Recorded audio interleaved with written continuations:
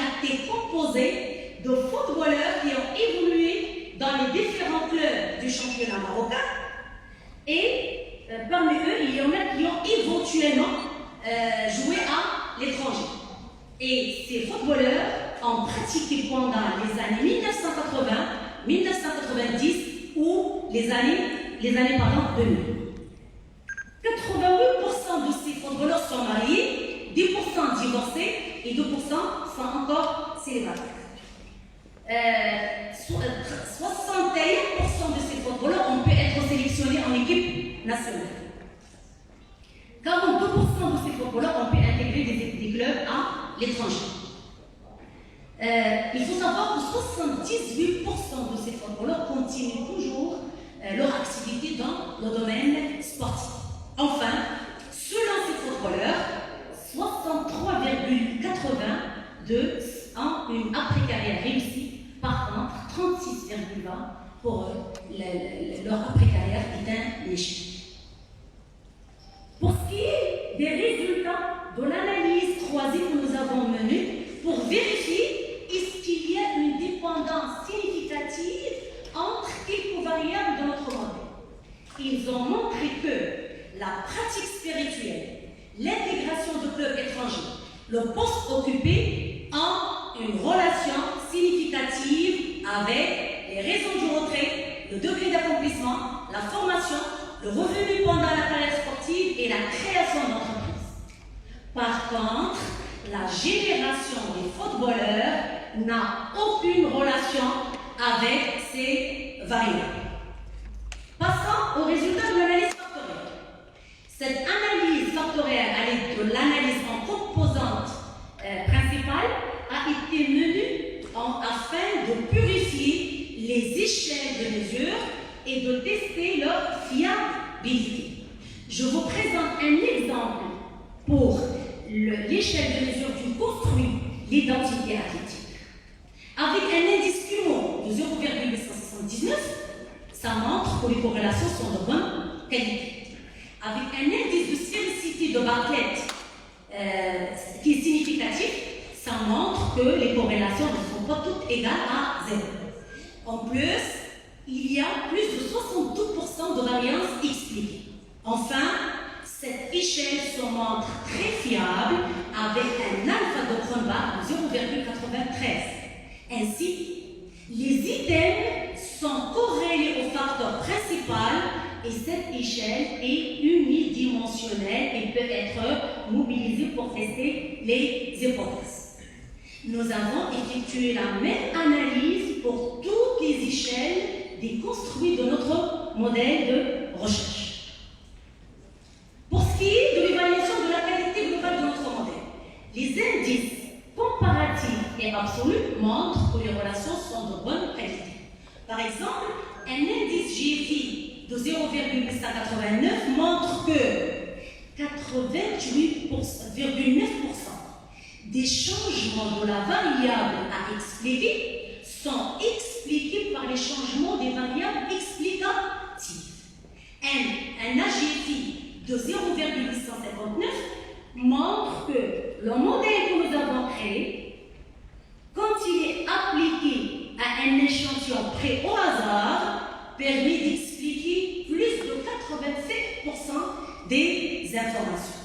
Ainsi, les liens entre les variables de mesure et la variable latente sont de bonne qualité et il y a une bonne qualité de relation stricte. Passons aux résultats du test des hypothèses. Les résultats nous ont permis de valider la majorité des hypothèses à l'exception de deux hypothèses, c'est celle relative au degré d'identité athlétique et du soutien institutionnel. Par contre, une hypothèse n'a pas été testée. Pourquoi? Parce que les réponses des footballeurs nous ont déclaré qu'ils ne recourent pas à des spécialistes comme les psychologues, les coachs mentaux, leurs intermédiaires pour les aider à bien préparer leur après-carrière sportive.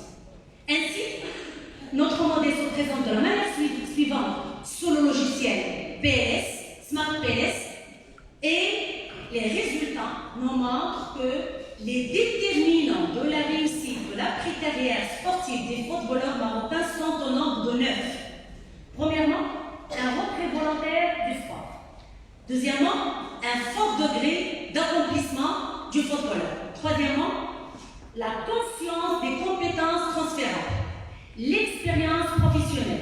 les études et les formations, la pratique des activités physiques et de loisirs, le soutien de l'entourage, les stratégies adoptées et la continuité dans le sport.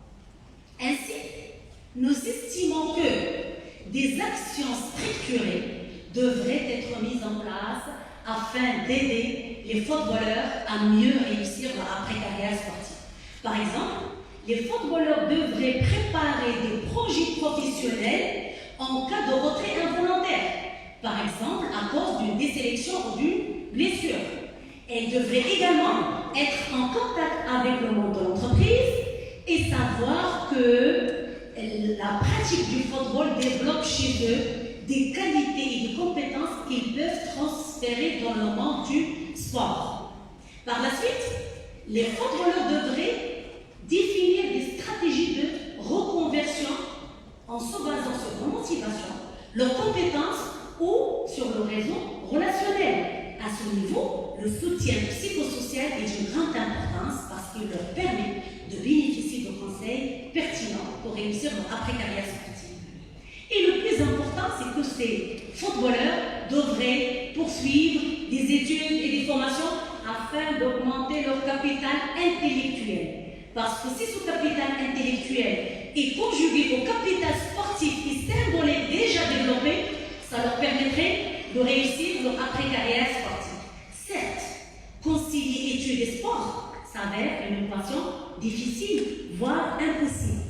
Néanmoins, des actions devraient être faites comme celle qui est faite à l'Académie Mohamed VI dans certains clubs où le sport-études, les filières sport-études déjà développées en partenariat entre le ministère de l'Éducation nationale et le ministère de la Jeunesse et des Sports. Nous estimons que des stratégies et des politiques devraient être définies et qu'il soit la coopération et la concertation entre toutes les parties concernées. Ministère de l'Éducation nationale, ministère de la Jeunesse, la FRMF, les compagnies d'assurance, les caisses de retraite, les sponsors et les autres partenaires. En guise de conclusion, notre recherche présente des apports, mais également des limites. Pour ce qui est des apports, sur le plan managérial, le modèle développé a des implications au niveau de la préparation ou bien de la mise en place d'une démarche de gestion principe de la précarité sportive. Sur le plan théorique, le modèle qui a été élaboré à travers une mise en perspective critique de la littérature sur la précarité sportive permet d'aider les footballeurs à préparer leur après-carrière sportive. Et sur le plan méthodologique, nous avons approché un terrain faiblement ou insuffisamment exploré en utilisant de multiples outils statistiques. Parmi les limites, ils sont de deux ordres. Sur le plan théorique, nous n'avons pas introduit des variables modératrices ou médiatrices qui peuvent avoir un effet sur les résultats. Sur le plan méthodologique, nous estimons que la taille de notre échantillon est relativement faible et que notre modèle a un caractère statique. Nous ouvrons des perspectives à la recherche. D'un point de vue méthodologique, pourquoi pas opter pour des études qualitatives parce qu'ils permettent de relater les expériences des footballeurs en matière d'après-carrière sportive, s'interroger sur les différences des sports, par exemple individuels, collectifs, de genre ou de culture. Sur le plan théorique, introduire une variable modératrice ou médiatrice afin de tester son effet sur les résultats de la recherche et pourquoi pas mettre en place des études longitudinales, c'est-à-dire dynamiques, afin d'approcher l'après-carrière depuis l'initiation jusqu'à l'adaptation et pourquoi pas pendant la carrière sportive. Ainsi, ma présentation touche à sa fin. Je vous remercie, mesdames et messieurs, membres du jury, d'avoir bien voulu participer à cette soutenance. Je me réjouis d'avance d'entendre vos lectures et d'échanger sur vos remarques et questions. Merci à tout le monde.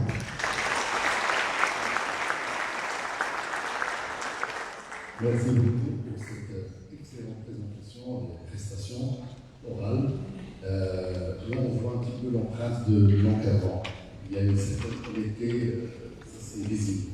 Donc, que c'est mieux que de notre, on va donner la parole à Gérard. Oui, avant passage, j'aimerais le féliciter pour son dénomination à la tête d'une commission qui fait partie de son domaine de prédilection, qu'il connaît très bien, au sein d'un organisme international de renommée, bien sûr. Et ce n'est pas le fruit du hasard, mais c'est certainement la persévérance, à l'honnêteté et surtout au nationalisme. À vous la parole, Monsieur le Président. Merci, Monsieur le Président.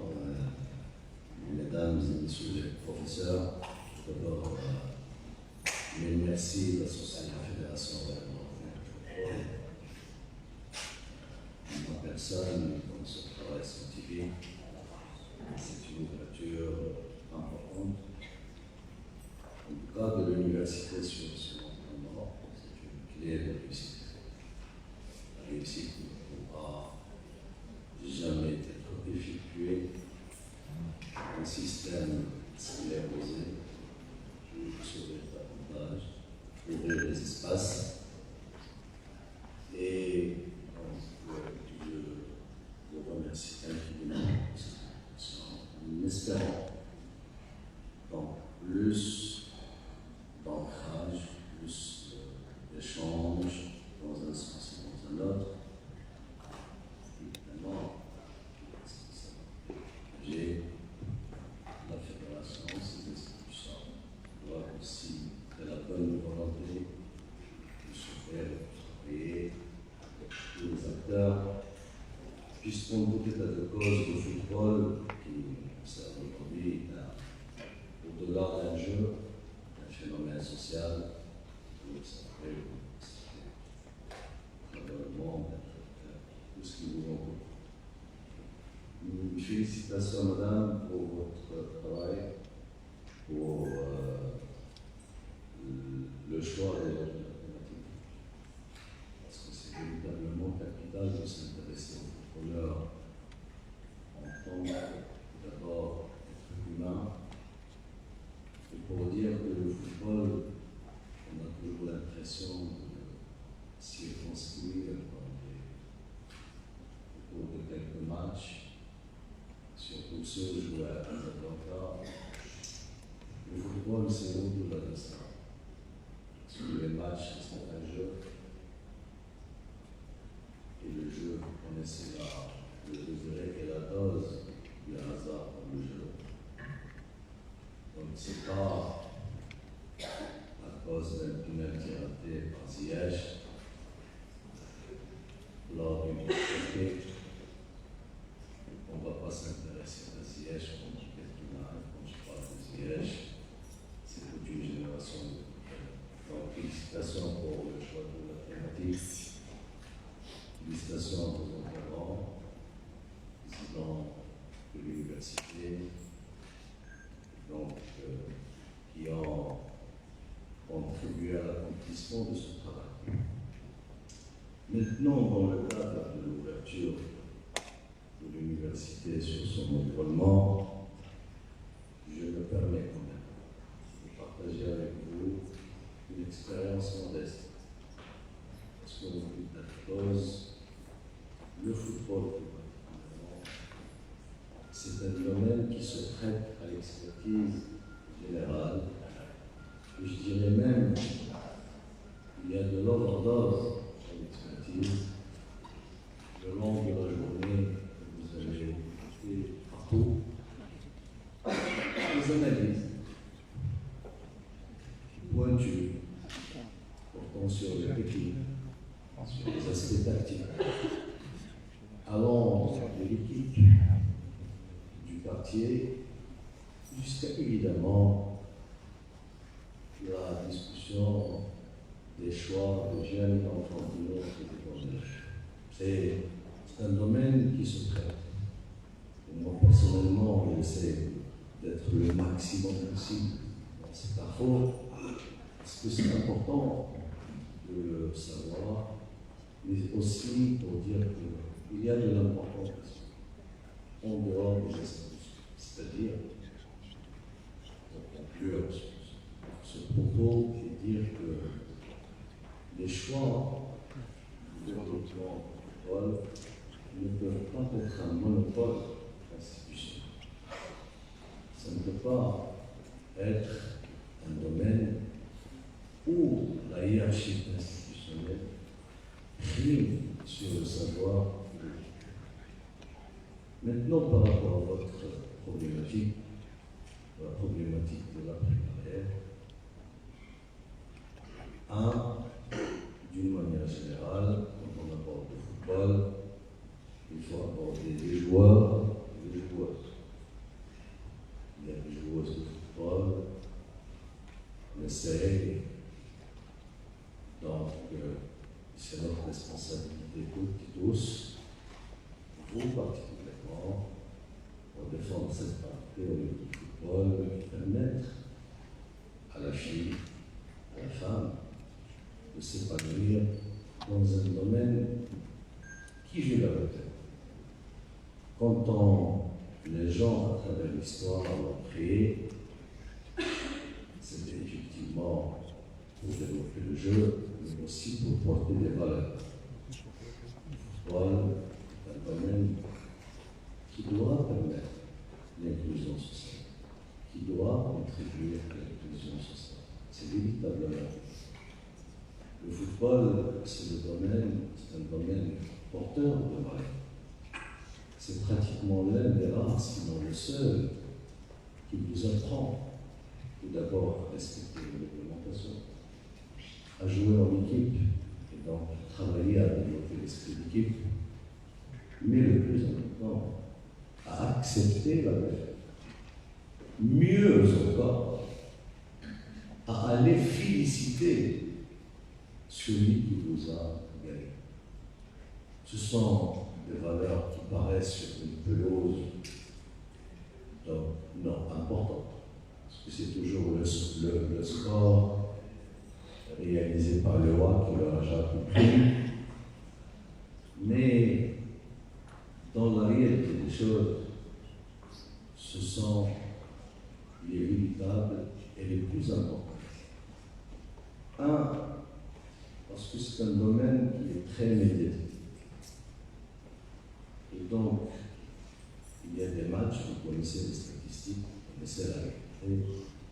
Il y a aujourd'hui des matchs qui sont suivis par des milliards de téléspectateurs. Deuxièmement, parce que ces joueurs qui évoluent sur la pelouse, ce sont des acteurs d'un match, mais au-delà, ce sont des idoles par rapport à des millions de jeunes filles et de garçons. Donc le détail de leur comportement compte pour la construction de vie. Le football,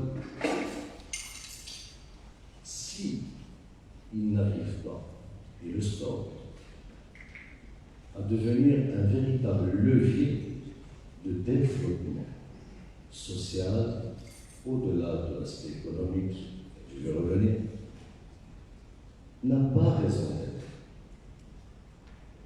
En tout état de cause, moi personnellement, un football rétréci à 8 matchs de la D1 à 8 de la D2 pour engendrer des polémiques toute la semaine,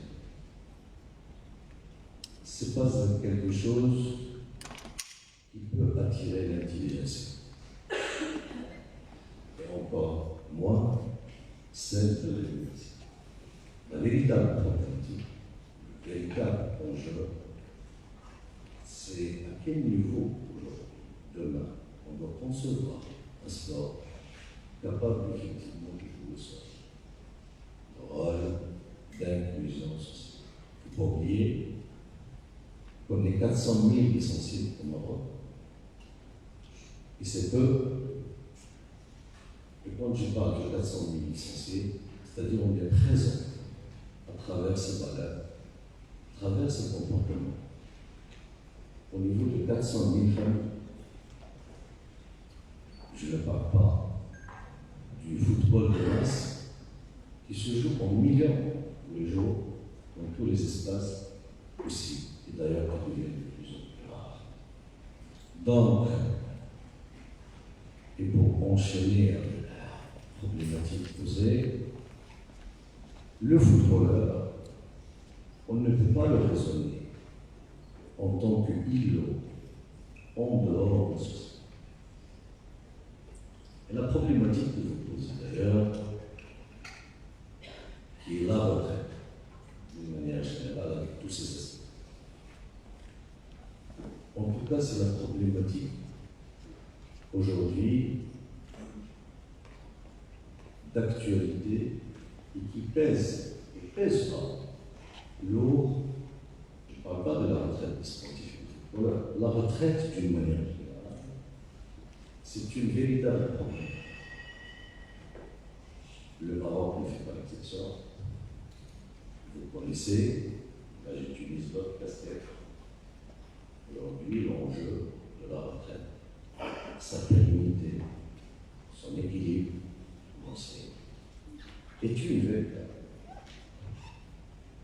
Et vous avez tous suivi les tentatives à travers la réforme paramétrique qui assure, malgré son importance, une viabilité pour quelques années.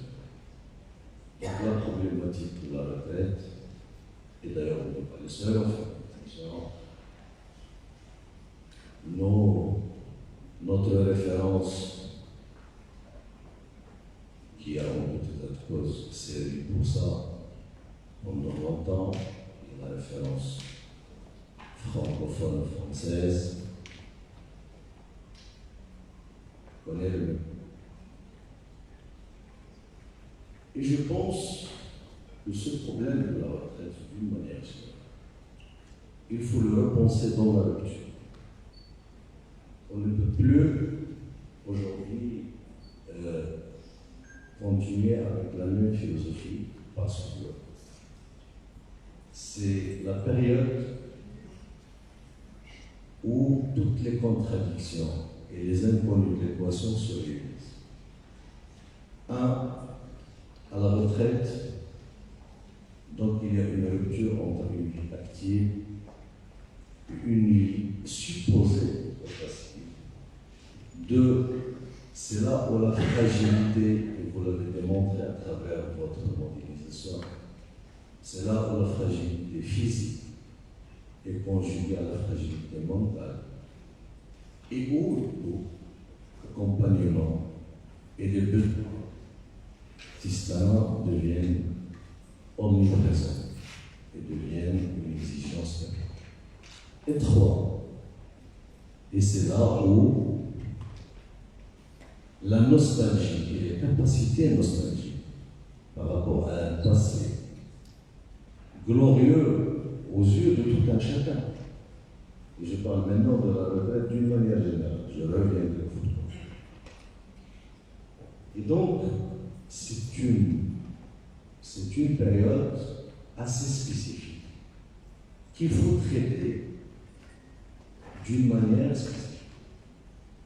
Et de là, je pense et je pose un problème général qui doit être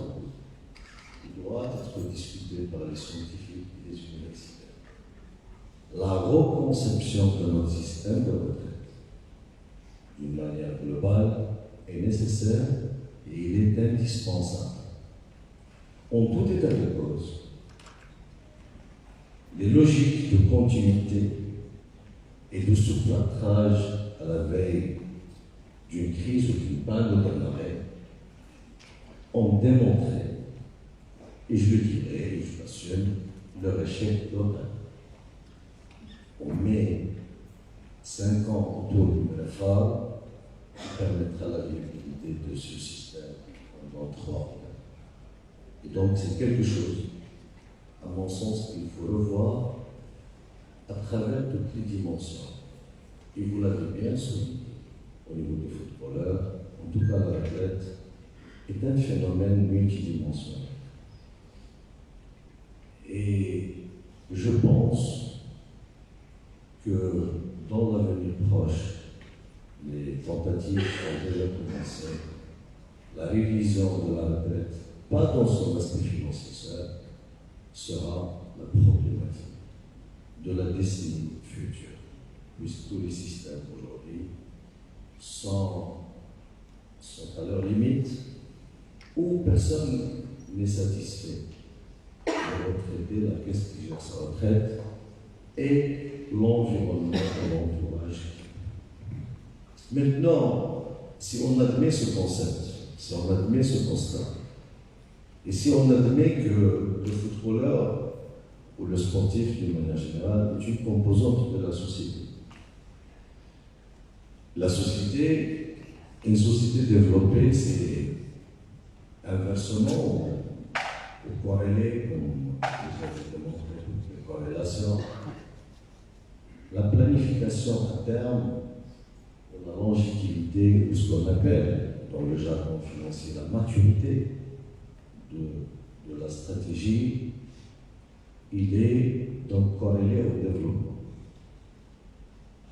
Une société développée, c'est une société qui anticipe les décennies, qui résonnent dans 50 ans, qu'est-ce qui sera.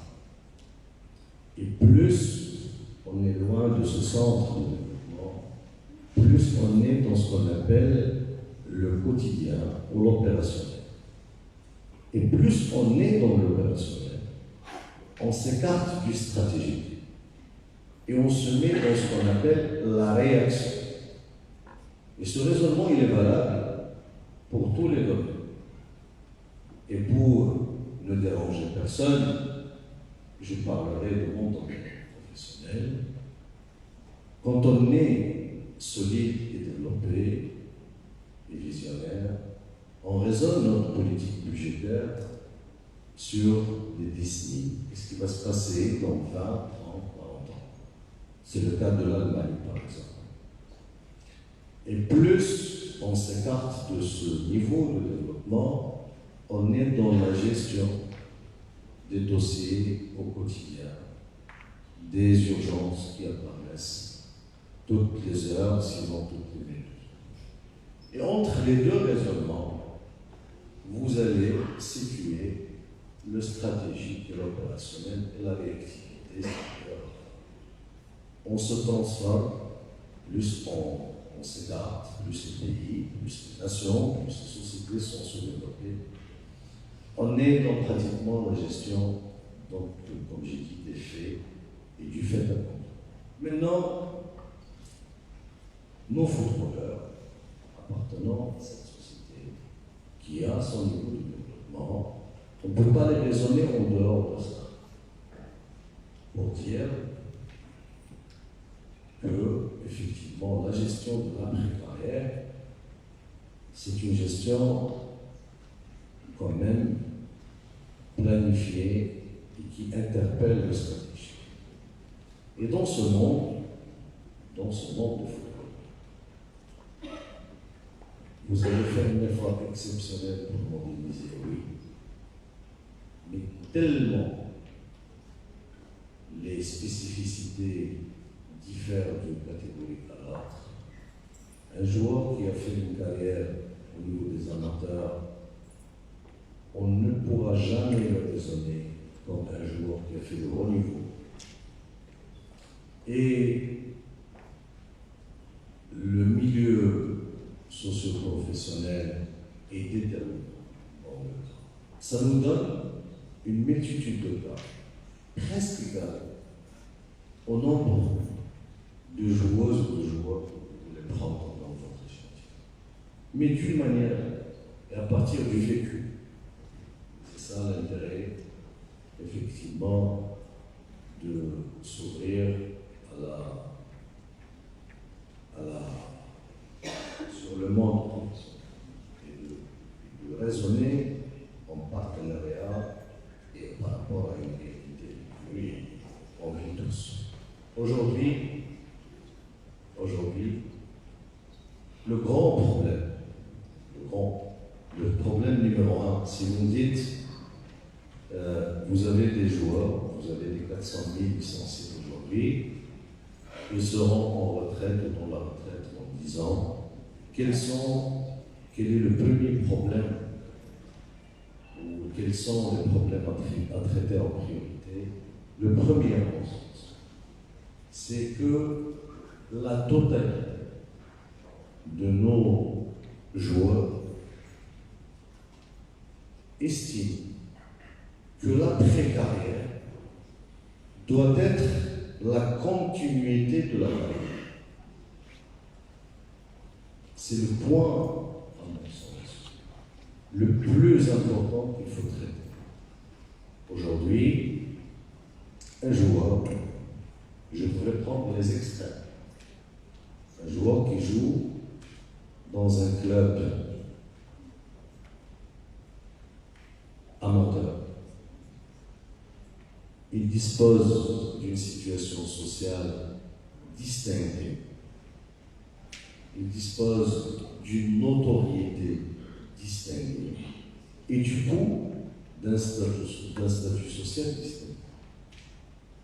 Après la carrière, il veut, dans sa tête, il doit garder le même statut, en contrepartie du service rendu. Deuxièmement, de l'autre extrême, vous prenez un Hakimi qui joue à 10 ou 15 millions d'euros. Donc pour lui, il est dans la sphère des stars. À la fin de sa carrière, je lui souhaite la plus longue possible, il est encore jeune, il estimerait qu'il doit continuer dans la même carrière et dans le même style. Et ce constat, il est général au niveau du football professionnel mondial. J'ai eu l'occasion de croiser pas mal. Donc, sont rares ceux qui admettent que dans la vie, il y a une carrière professionnelle active, mais il y a une carrière à concevoir après l'activité.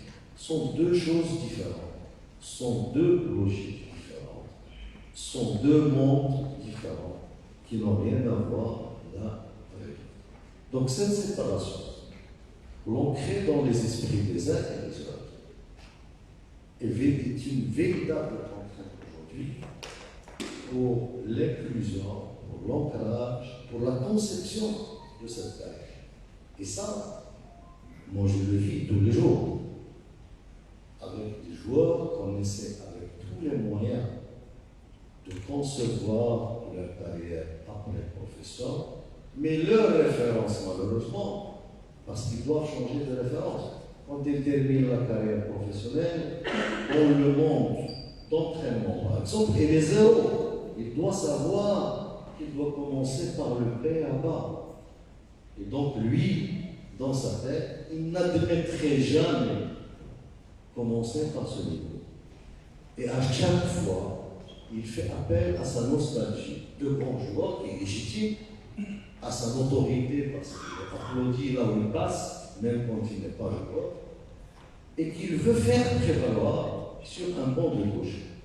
Malheureusement, la réalité finit toujours par rattraper ces folies de grandeur et montrer les limites des uns. Donc pour moi, c'est le point le plus important. Il interpelle une dimension culturelle qu'il faut régler. Je veux dire, tout d'abord, on est dans deux choses différentes. Le deuxième constat ou le deuxième problème, c'est, à mon sens, par degré d'importance, c'est l'accompagnement pendant la carrière active.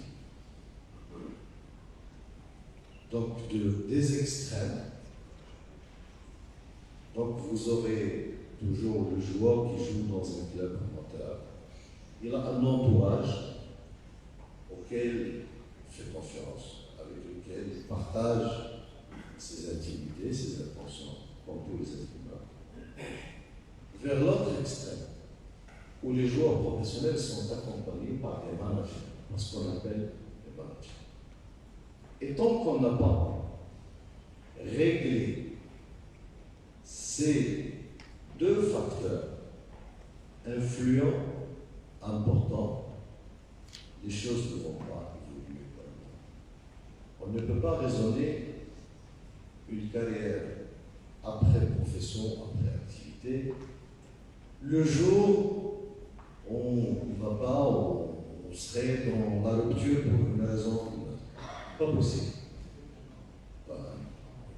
Une carrière, comme toutes les carrières, il se raisonne d'une manière anticipée, quand on a la possibilité et physique et financière, etc., de faire quelque chose dans la vie. Et malheureusement, ces deux maillons, et surtout celui qui intéresse le football professionnel, aujourd'hui, il est défaillant. Sinon, il est destructeur. Parce que ce qui intéresse tous les gens, toutes les personnes, tout le monde, y compris les managers, y compris ceux renommés à l'échelle mondiale, c'est pas la vie de l'être humain. C'est son rendement, c'est la valeur de son contrat de signature, et c'est surtout la commission qu'il percevra à la fin du cycle ou à la fin de quand il aura donc le troisième élément, le troisième problème qu'il faut régler. Donc le règlement déjà du deuxième étage, il y a un aspect institutionnel sur lequel il y a des évolutions, mais ça reste minime. Il faut le régler surtout via l'amélioration des capacités intrinsèques du joueur. Le troisième, et qui est fondamental, c'est que les cycles de pratique, on passe d'une vie active qui admet 400 000 pratiquants vers une carrière après qui n'accepte que 200 ou 300. On ne peut pas être plus de 32 entraîneurs en ligue professionnelle. On est 32 équipes, on ne peut pas avoir 5 entraîneurs par équipe, c'est pas possible. Bien qu'on essaie d'ouvrir les espaces en mettant des nouvelles fonctions modernes dans le football. Et ce que je vous dis, il est valable pour le Maroc, il est valable pour l'Italie, pour l'Allemagne, pour tout le monde. Donc aujourd'hui, bien qu'on essaie d'ouvrir, en mettant le directeur sportif, le directeur technique, etc. Mais allez, dans tout et pour tout, on sera 5 par club. On ne serait pas 30 par club. Ça veut dire qu'on divise par 10 les opportunités de continuer. Ça veut dire que le football ou le domaine où le gars a évolué pendant jusqu'à 35 ans ne pourra admettre que 10%. C'est une réalité. Et ça veut dire que 90% doivent être redéployés dans des carrières autres que le football. Quel que soit le schéma que vous mettez en place. Et donc, du coup, et en combinant toutes les contraintes, il est fondamental de dire et d'avouer que le niveau scolaire est un impératif. C'est un impératif. Parce que le niveau scolaire, c'est la logique de raisonnement. Et si vous n'avez pas de logique de raisonnement, vous, quand vous allez finir cette soutenance, vous n'allez pas retenir des variables. Moi, j'ai fait ce travail en 1992. Mais c'est en 1992 que, effectivement, j'ai mis en place dans ma tête les sous-bassements, les fondamentaux du logique de raisonnement, qui me permet aujourd'hui de raisonner un problème économique et budgétaire, et qui me permet en même temps de raisonner une situation, je ne sais pas, d'arbitrage gelé à 13 heures, condamne prononcé. C'est la même logique. C'est la même logique de raisonnement. Donc les études, l'école vous donnent ces valeurs.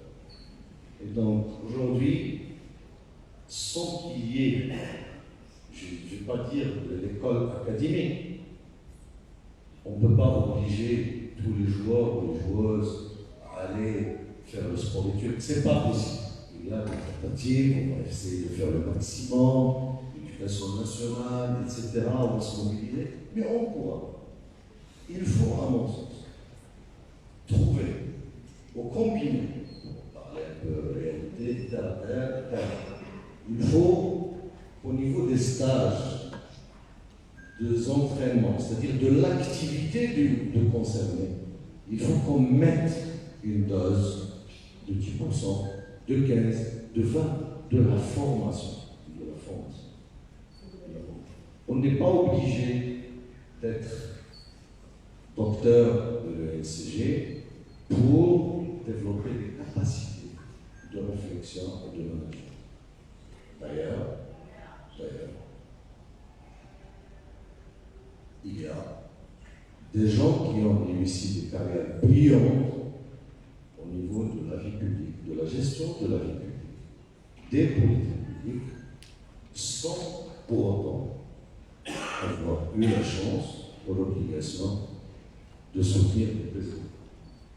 Et d'ailleurs, c'est toujours une erreur qui est commise dans les logiques comparatives pour dire que celui-là ou celle-là, elle est là, moi je suis 3 fois plus diplômé, je ne suis pas là, etc., etc.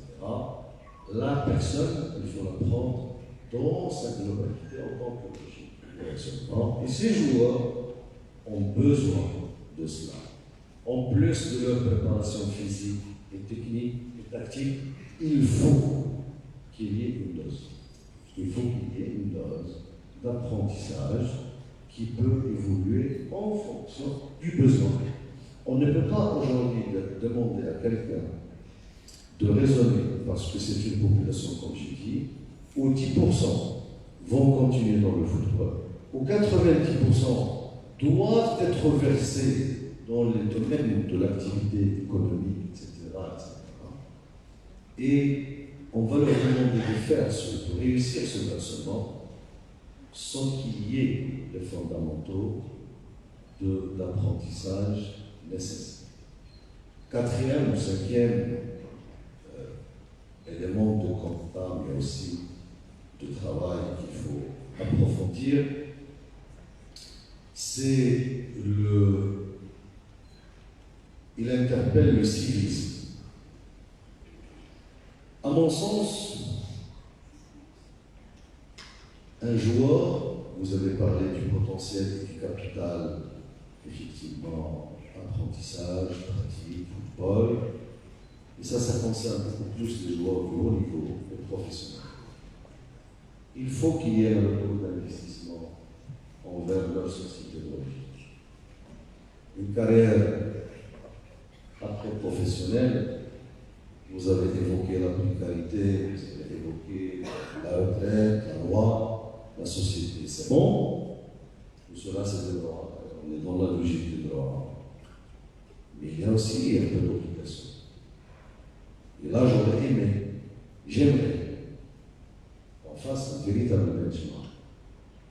Je trouve que c'est malheureux que ce retour d'investissement vers la société qui nous a permis l'épanouissement se limite à quelques initiatives individuelles, etc. Il faut que ça devienne une culture, un impératif du civisme qui dénote toujours effectivement le fait que ces joueurs et ces joueuses doivent rester une référence pour le développement de la société. Les joueurs qui se sont épanouis dans le football, je ne parle pas du retour sur l'investissement que financier. Non, je m'en fous, ça à la limite. De valeur. Moi, j'aurais aimé de trouver un joueur qui a joué en amateur. Pour ne blesser personne, dans mon petit patin qui est quelqu'un, qui quand même s'est épanoui des remerciements, des félicitations, de l'encouragement d'une population pendant 20 ans qui lui a permis de faire sa carrière comme il le souhaitait ou un peu moins. J'aurais aimé le retrouver dans un petit quartier en train d'encadrer des petits jeunes le week-end, de leur organiser des matchs, de leur montrer les b.a.-ba du football, leur parler de son expérience personnelle, des moments de réussite, d'échecs, etc. Le malheur, c'est que je trouve dans mon petit matin autant de demandeurs, de demandes d'entraîner l'équipe première professionnelle que d'anciens joueurs. Et quand ils sont en nombre de 1000, eh ben, je leur explique toujours que le football est un phénomène, est un sport universel. Ceux qui n'ont pas eu la chance africaine, ils n'ont qu'à le prouver à Chelsea, ou à United, ou à Malaga à côté.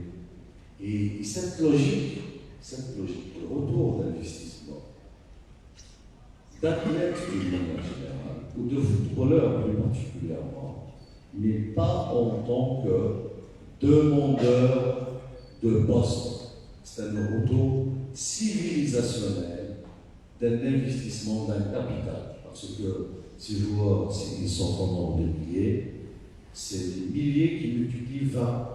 Et vous pouvez compter les siècles d'expérience technique, tactique, qu'ils peuvent effectivement ancrer dans une société. Et c'est comme ça qu'on devient un monde.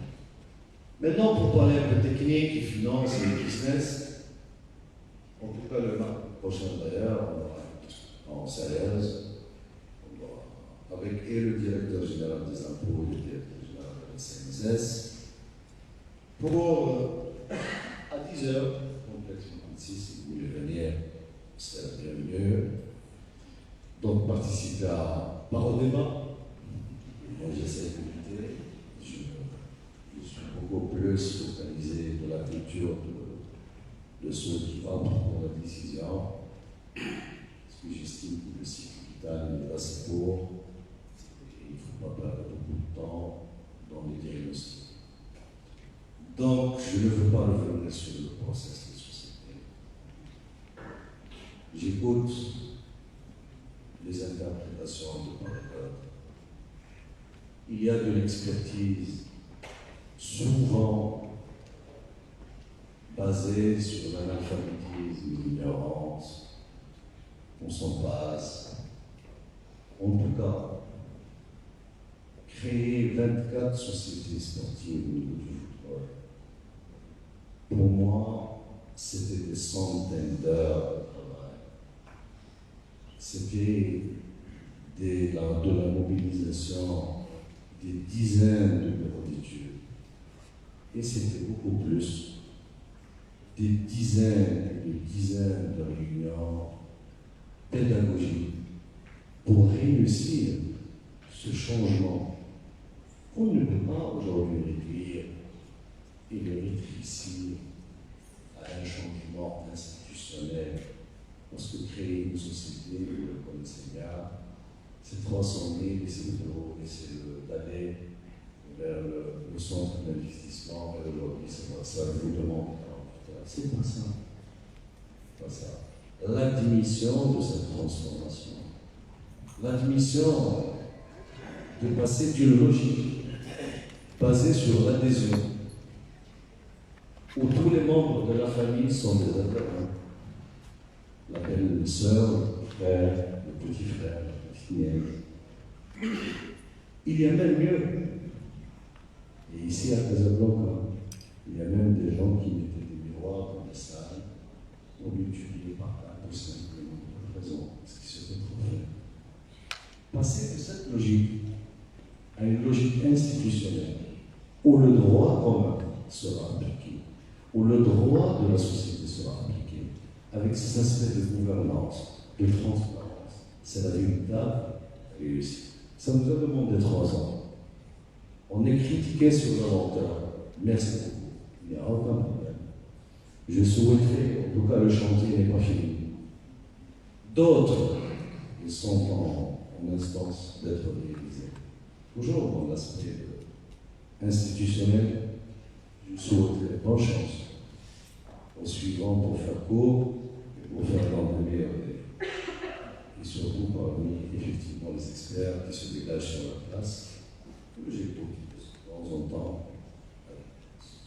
Aujourd'hui, après la création de cela, on va bien sûr faire la déclaration des impôts, c'est clair, c'est net. Pour moi, quelqu'un qui a un revenu, il doit payer l'impôt sur le revenu. Avec évidemment les spécificités du poursuite de 10 ans, etc. Donc on a fait les appartements nécessaires au niveau de la loi de finances, c'est clair. Mais tout le monde, tous les sportifs, tous les footballeurs, bien sûr, c'est un discours impopulaire, si on n'est pas à la recherche de la légitimité électorale, je suis pas dans cette logique, ça ne m'intéresse même pas, ni maintenant, ni dans le futur. Et donc, on est obligé de dire une activité à nos footballeurs, on leur a fait comprendre qu'ils doivent passer pour faire des déclarations, sinon on serait dans l'obligation de faire des retenues en amont. Le problème, c'est que mardi, en présence du directeur général et son équipe, et on fera ça. Deux, avec la CNSS, donc on va régler le problème du bon fait pour tous. Pour faire une déclaration, donc, et pour la couverture médicale, pour l'amour, l'assurance maladie obligatoire, on n'a pas même le choix. En tout cas, c'est un chantier initié par Simon. On est dans la population, donc salaire, revenus, pension salariée, dans les France cette année. Et en France, et les footballeurs n'auront pas le choix au-delà de l'année prochaine, puisqu'en tout cas à la fin de l'année 2022, les 22 millions de Marocains qui sont en dehors de la monde aujourd'hui le seront au niveau de la distribution. Et donc, moi sincèrement, je ne conçois pas que les footballeurs soient versés dans l'amour en tant que ramedistes, où l'État doit prendre en charge la cotisation. Et donc, ce sera une déclaration sur une base. On va faire la même logique que la CPE, fourchette du SMIC. Alors, du SMIC, CPE, vous connaissez la musique, c'est entre 0,5 SMIC. C'est-à-dire ceux qui gagnent moins payent 0,5 SMIC, ceux qui gagnent un peu plus doivent payer 5 SMIC sur la base de 5 SMIC. Et puis, la cotisation pour la pension ou la retraite. Donc la thématique qui vous intéresse et que vous aimez le plus. Évidemment, on ne peut pas être dans une retraite classique, c'est pour cela que j'ai demandé au départ, et j'ai invité, je mets un sujet sur la table, la retraite doit être le revenu, parce qu'il est basé logiquement sur un système de cotisation et conjugué à la capitalisation. Aujourd'hui, la retraite, c'est pas créé, on cotise tous et on donne de la visibilité à l'organisme, puisque ce n'est pas de l'argent qu'il sera obligé de dépenser demain au peuple demain, c'est dans 30 ans. Et c'est à lui de gérer cet argent en bon père de famille, en placement et investissement, pour tirer le meilleur rendement qui lui permettra de me rembourser après 65 ans, ou 62, je ne sais pas. En tout cas, la date de retraite n'est pas fixe. Le gouvernement a préféré par dérogation en pas mal d'autres. Donc, cette retraite, pour les footballeurs, puisqu'il y a une courte période, une courte durée, la vie active est courte, il sera un système de pension.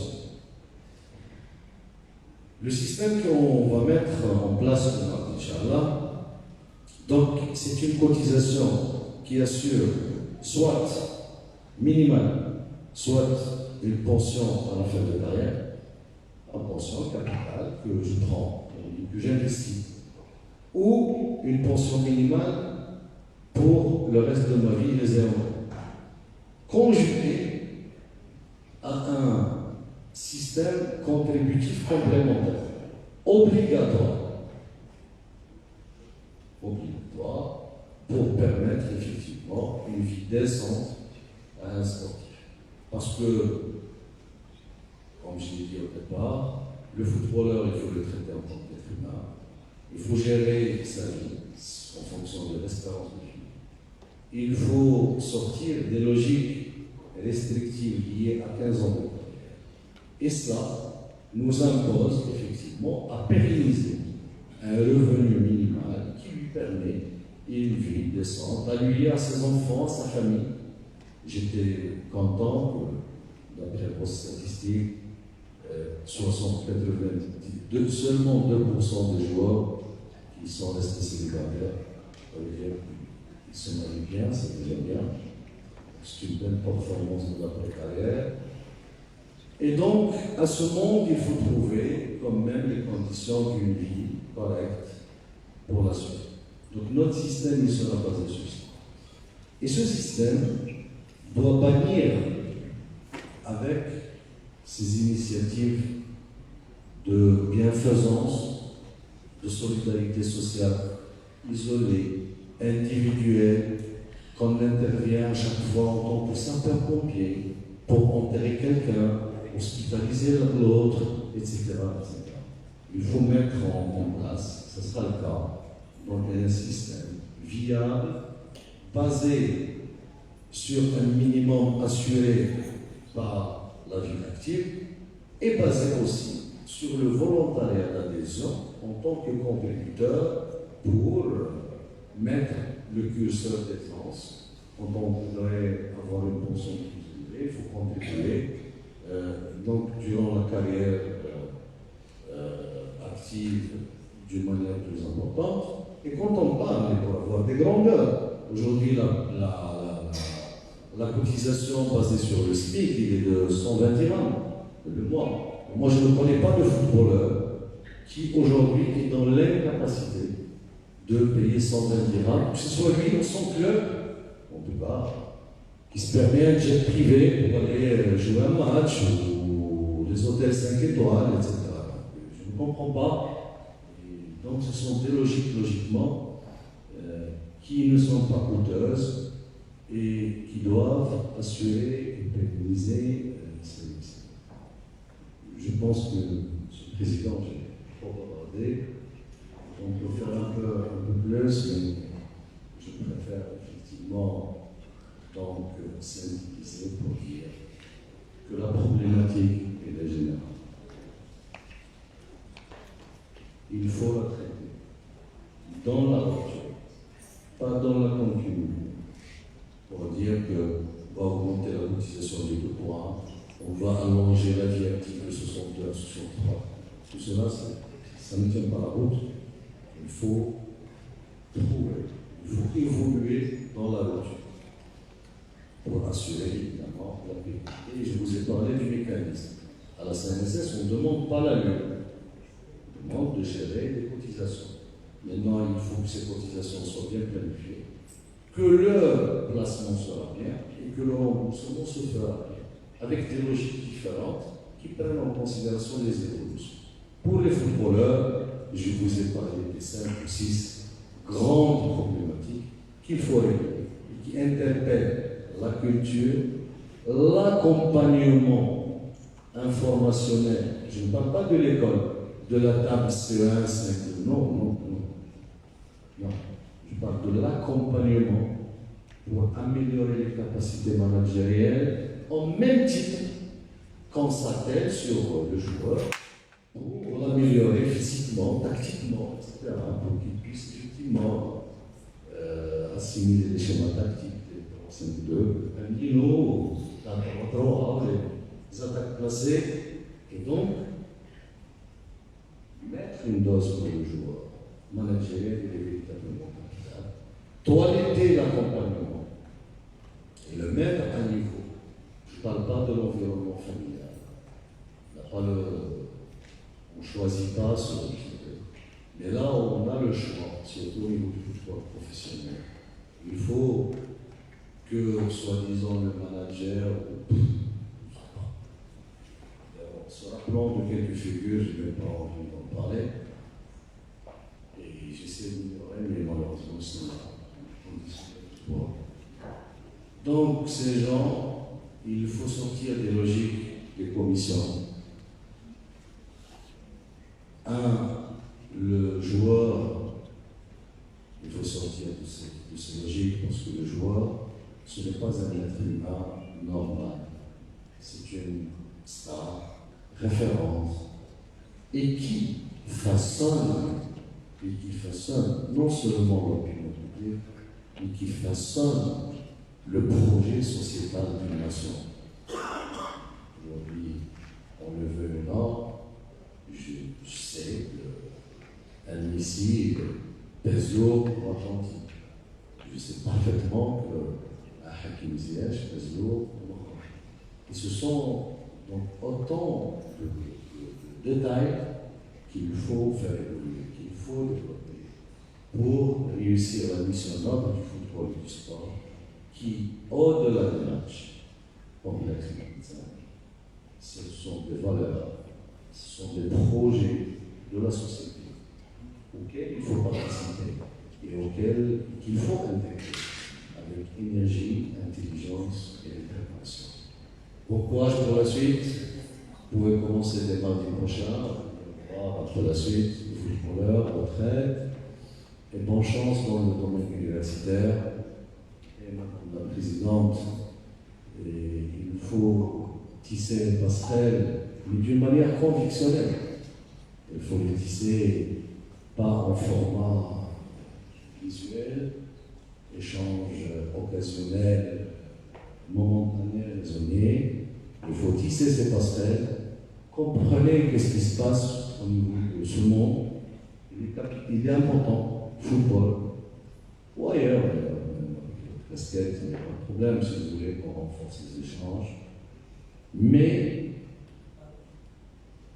avec un seul objectif, c'est effectivement de réussir ensemble quelque chose de bien pour notre pays, pour notre société, pour nos footballs. Et c'est notre raison d'être, Madame la Présidente. Merci beaucoup, Monsieur le Président.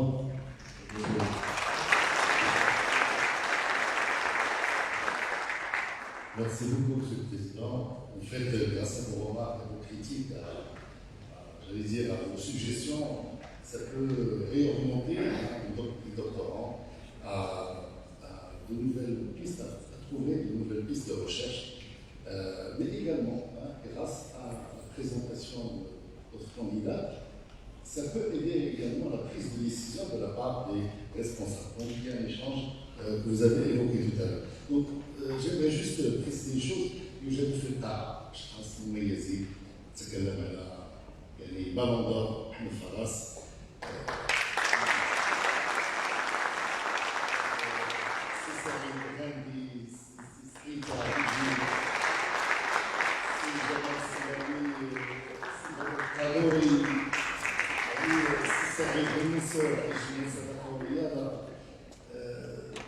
سي محمد هواف كاتب العام للاتحاد الدولي للاعبين كرة القدم.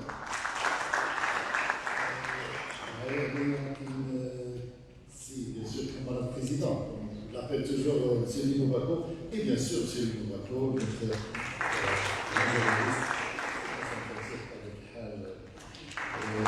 سي رزاوي سي حسن بصري بطبيعة الحال بقيت المنصف اللي يزري الباحث عبد الرزاق الكريم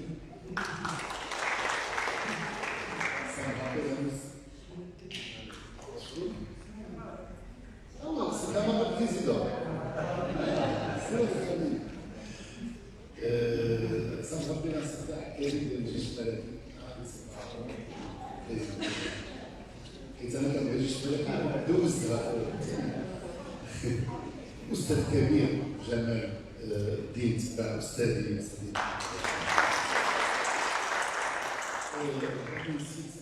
صحة الانيق انا سميت صحة الانيق في كلامك في البرامج ديالك ما شاء الله كنهز ليا خليني اعتذر كاين يمكن من الناس ما تابعناش بعض الاشخاص نعتذر لكم، شكرا للحضور ديالكم بطبيعة الحال. يعني هذا شرف لنا والله، يعني كاين السيد الرئيس وكاين يعني هذا تنقول لك اهرامات يعني في الصحافه في الرياضه ما شاء الله.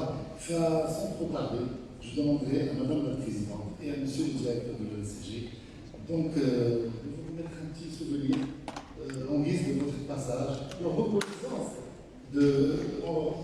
de vos efforts déployés tout au long de ces années. Vous avez ici la partie autonome. Masha'Allah, donc tout de suite, Madame la Présidente, Monsieur le Directeur, Monsieur de la Cédra Essentiel. Monsieur le Directeur d'Argent.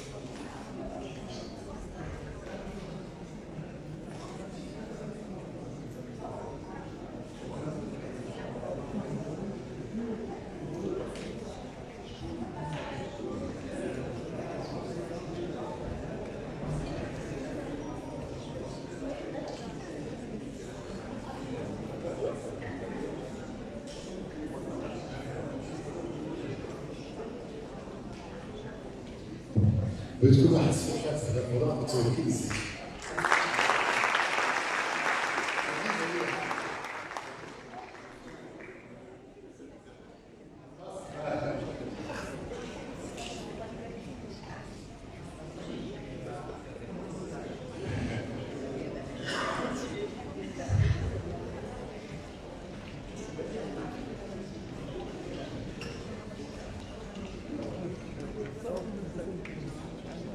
Donc, on va reprendre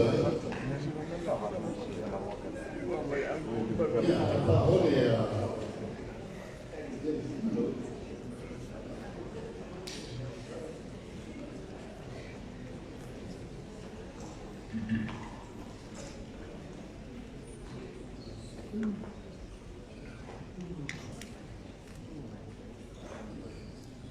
طبعا الحال الحكم الدولي سبحان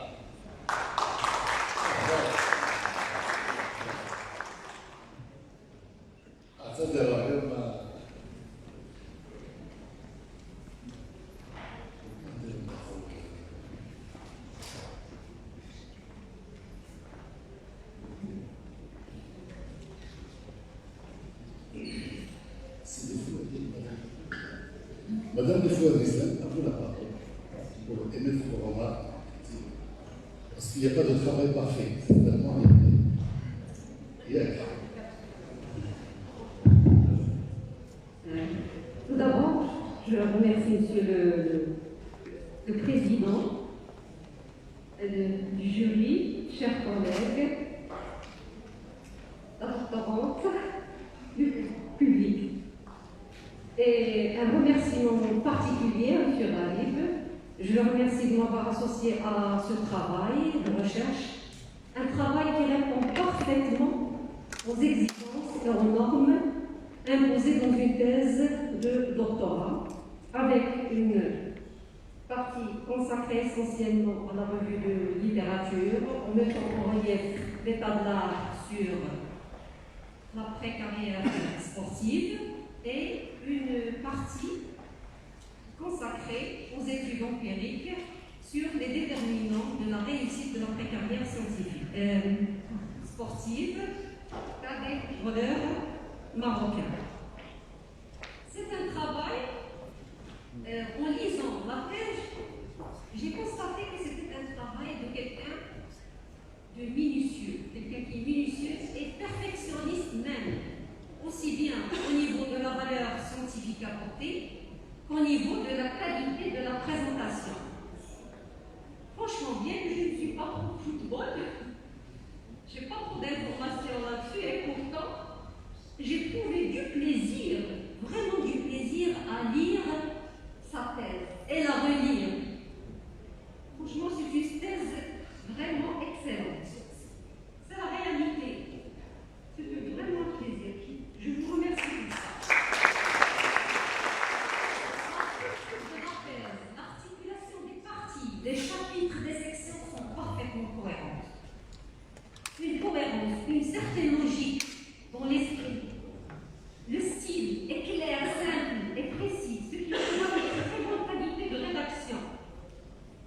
Vous avez fait preuve d'une capacité de maîtrise et de mobilisation importante des théories et aussi de synthèse, d'analyse critique, d'ouverture et d'une rigueur de l'argumentation. Le seul reproche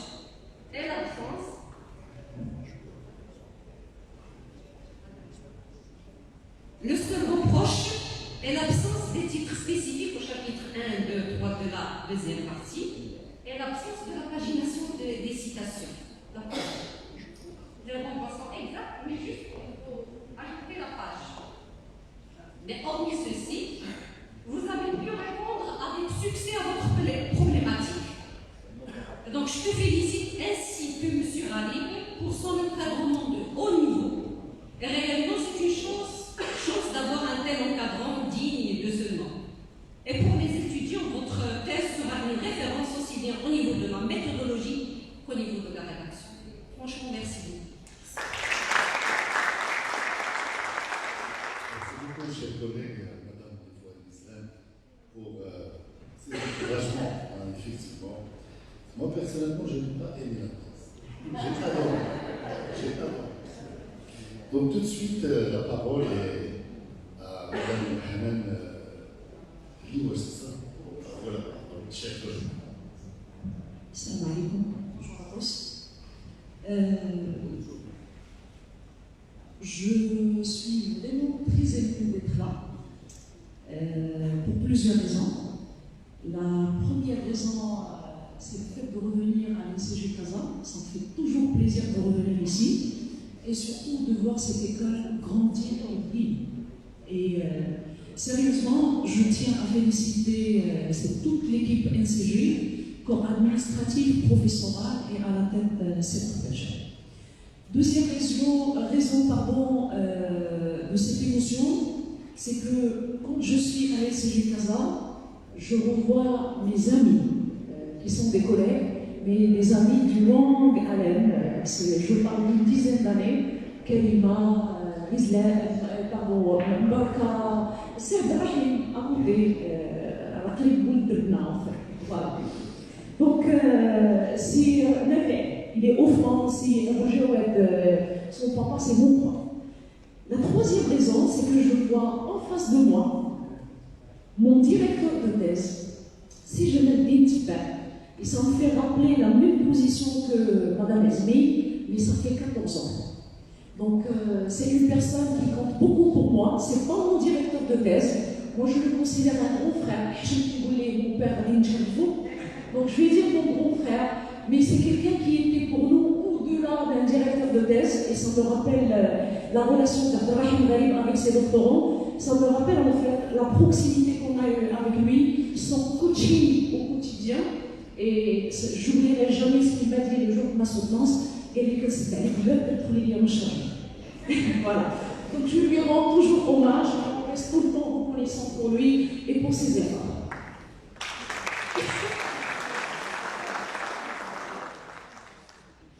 La dernière raison de cette émotion, c'est le sujet lui-même.